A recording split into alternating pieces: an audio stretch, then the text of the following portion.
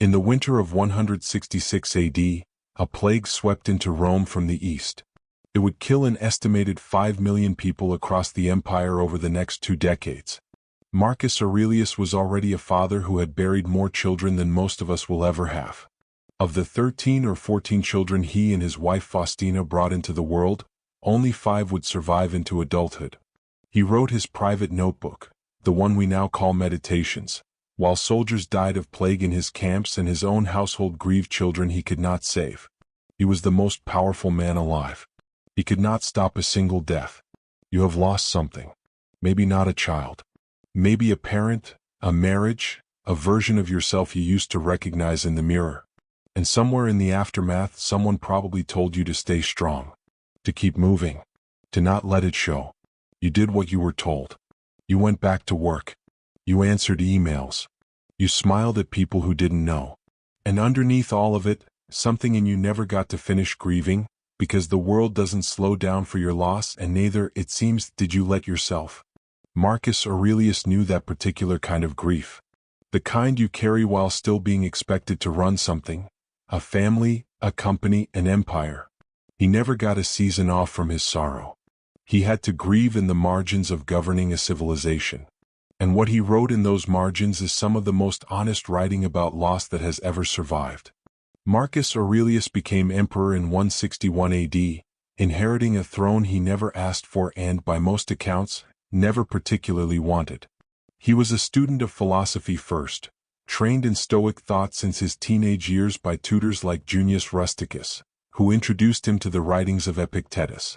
He would have preferred a quiet life of study. Instead, history handed him nearly 2 decades of war on the Danube frontier, a plague that gutted the empire's population, a betrayal by a trusted general, and the slow, repeated experience of watching his own children die before they reached adulthood. He never published Meditations. It wasn't written for an audience. It was written for himself, likely in the evenings in a military tent, as a way of talking himself back into steadiness. That's part of why it still lands. You're not reading a philosopher performing wisdom.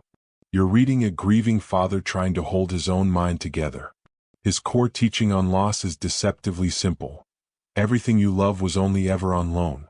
Not because the universe is cruel, but because that's the nature of anything alive. He didn't write this to sound detached. He wrote it because he needed to survive his own life. The first idea is this: grief gets heavier when you treat loss as a betrayal instead of a return. Think about renting an apartment. You know from day one that eventually you'll hand back the keys. Nobody grieves an apartment lease ending the way they'd grieve their childhood home burning down, because you never mistook the lease for something permanent. Marcus applied this same lens to people. Not coldly, he loved his family. But he trained himself to remember that every person in his life was, in his words, something given to him for a time, not something owed to him forever. When his children died, he wasn't spared the pain. But he wasn't ambushed by it either. He had already made peace with the terms. The second idea is harder to sit with. The universe was never obligated to explain itself to you. You've probably asked why him, or why now, about a loss in your life. It's a human question. But Marcus noticed that the demand for a reason is often what turns grief into rage, and rage is a much harder thing to carry than sorrow. He reminded himself constantly that nature doesn't run on justice. It runs on change. Rivers flood. Winters kill crops. People die out of order. None of it is personal, even when it feels unbearably personal. He wrote that what happens to you was, in some sense, already prescribed for you from the beginning of things, not as punishment but simply as the shape the world takes. The third idea is the one people skip past too quickly. Mourning and functioning are not opposites. Marcus didn't stop being emperor because he was in pain. He didn't perform toughness either. He wrote, in his own private notebook where no one was watching, some of the rawest reflections on mortality in the ancient world. That's the tell. Real Stoicism was never about hiding the wound. It was about not letting the wound run the whole operation. He grieved. He also governed. Both were true at once. But here's what most people miss about Marcus Aurelius and grief. He wasn't trying to feel less. He was trying to see more clearly.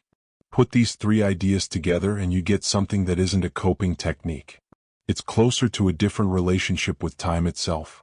Grief, for most of us, is what happens when we assume the story was supposed to continue and it didn't.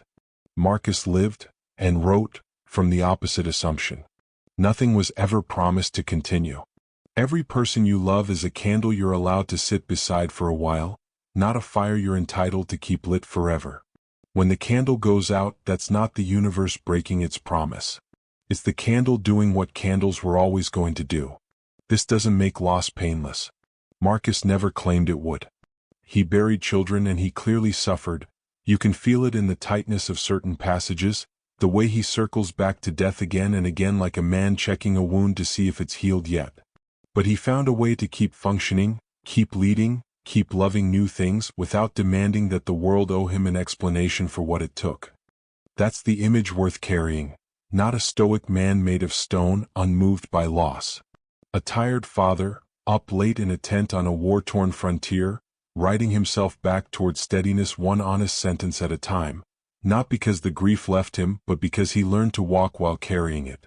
Somewhere, right now, you're carrying something you haven't put down. Maybe you never fully will. Marcus Aurelius didn't either. But he kept writing. He kept governing. He kept loving people he knew he'd eventually lose. Maybe the point was never to stop grieving. Maybe it was just to keep walking anyway, with your eyes open and the loss held gently, like something you were only ever borrowing in the first place.